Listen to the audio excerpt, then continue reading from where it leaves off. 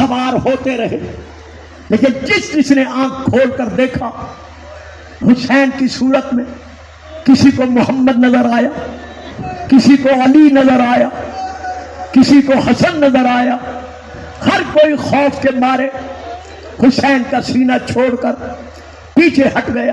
لیکن ہائے وہ وقت قیامت جب شمر ملعون حسین کے قریب آیا۔ اب میں ہاتھ باندھ کر معافی مانگ رہا ہوں، فکرہ بڑا سخت ہے، بار بار دہراؤں گا نہیں، ایک بار تاریخ کا فکرہ دے کے آگے بڑھ جاؤں گا۔ جناب موسیٰ جب کوہ طور کے سینے پر گئے تھے، نالین اتار کے گئے تھے، بس میں نے کہا تھا میں وضاحت نہیں کروں گا۔ واہ بھئی واہ، واہ بھئی واہ، جیتے رہو بطول کو پرسا دینے والوں۔ جب جناب موسیٰ کوہ طور کے سینے پر گئے تھے، فخلا نعلیک، اپنی نالین اتار کر گئے تھے۔ اب سیدو غیر سیدو رونے والوں، مجھے بتاؤ میں کیسے پڑھوں؟ یہ ظالم ایسے انداز میں آ کر حسین کے سینے پر بیٹھا کہ حسین دیکھ کر کہتے ہیں انتا شمر، کیا تو شمر ہے؟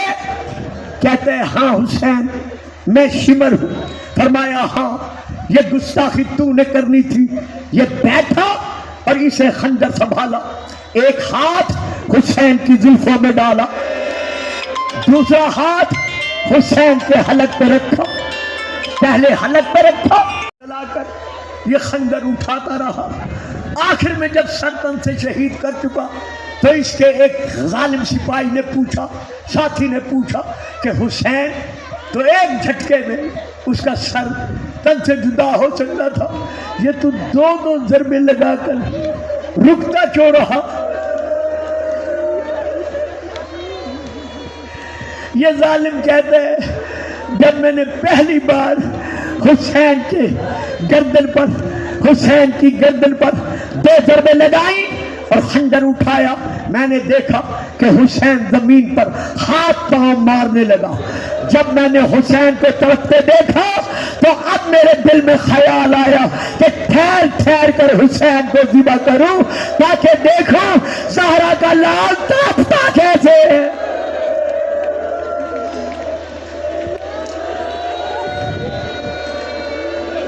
رو لو رو لو، آج کی رات میرے مصائب پڑھنے کی ضرورت نہیں ہے، صرف آنکھوں میں وہ تصور لاؤ۔ جب اس کی ضربیں چل گئی، زہرا کے لال کا سر تن سے جدا ہوا۔ جیسے اس نے سر اٹھایا، ہاتھوں میں نہیں اٹھایا، سینے پہ نہیں اٹھایا، سر پہ نہیں اٹھایا، بلکہ سن لو میں کیسے اٹھایا، غریب کی زلفوں میں جو خاک اور خون میں اٹی ہوئی تھی، اس نے اپنا سر رکھا، بازو ہلاتا ہوا حسین کا سر لے کر چلا۔ کتاب کا نام ہے سراج غم، اس میں یہ درج ہے کہ جب یہ فخر سے حسین کا سر لے کے چلا تو 3 مرتبہ مظلوم کے منہ سے آواز آئی، عباس عباس عباس۔ آپ دیکھ زہرا کا لال کیسے لوٹا گیا۔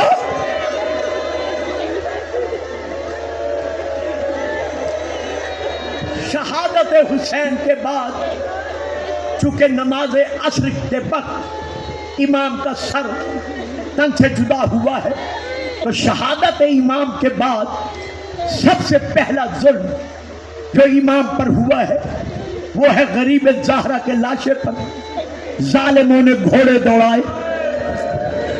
حسین کی تازہ یتیم بیٹی جناب سیدہ فاطمہ کبریٰ رو کے فرماتی ہیں میں خیمے کے دروازے سے دیکھ رہی تھی جب ان ظالموں نے گھوڑے دوڑائے، تو گھوڑے جب دوڑا چکے تو اس وقت مرتضی کی کیا حالت تھی، چاروں طرف حسین کی لاش مبارکہ کا طواف کرتا رہا۔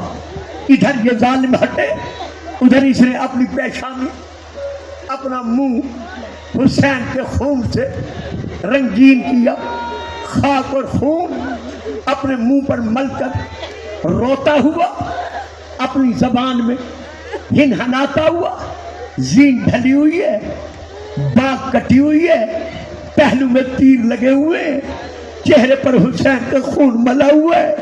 یہ پہلا سنانی سنانے والا ہے جو غریبوں کے خیمے کے دروازے پر آیا.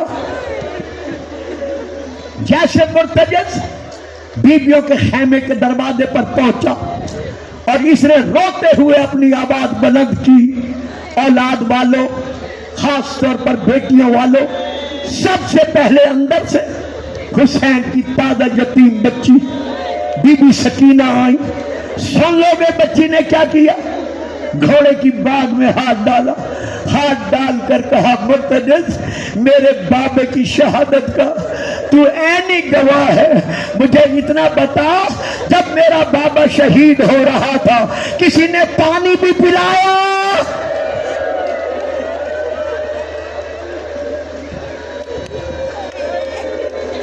یا میرا مظلوم بابا پیاسا شہید کیا گیا؟ ادھر قرآ میں ماتم بپا ہوا، ادھر لاکھوں کی تعداد میں شامی اور کوفی امام کے لاشے کو پامال کرنے کے بعد غریبوں کے خیمے کی طرف دوڑے. جب آئے کچھ لوگ جب باہر رکے، شمر نے آواز دے کر کہا کہ اب کس کا ڈر ہے؟ کس کے خوف سے رک رہے ہو؟ جلدی کرو، ان غریبوں کے خیموں میں چلے جاؤ، جو جو لوٹ سکتے ہو اس کی تمہیں اجازت ہے. اب ان ظالموں نے لوٹنا شروع کیا، جو جو کوئی لوٹ سکتا تھا. کسی نے ردا لوٹی، کسی نے بدے لوٹے، کسی نے خلخال لوٹے. بی بی فاطمہ کبریٰ رو کر کہتی ہے کہ ایک ظالم ہاتھ میں نیزہ لیے ہوئے میری طرف بڑھا. جب بڑھا میں اس سے ڈر کر دوڑی. کچھ عرض کرنے سے پہلے میں آپ سے اتنا پوچھتا ہوں، یتیموں کو پرسہ کیسے دیا جاتا ہے؟ مظلوموں کے غم میں رویا کیسے جاتے ہیں؟ یہ بھی تو دادا یتیمہ تھی، اس کو ظالموں نے کیسے پرسہ دیا؟ بی بی کہتی ہے ایک نیزے پر دار میری طرف لپکا. جب وہ لپکا میں ڈر کے دوڑی. جب میں دوڑی وہ تیز دوڑا. ہائے وہ وقت قیامت جب اس نے میری پشت مبارکہ میں اپنا نیزہ مارا. نیزے کا لگنا تھا، میں منہ کے بل زمین پر آئی، میرے منہ سے 3 بار نکلا، ہائے میرا چچا ابا.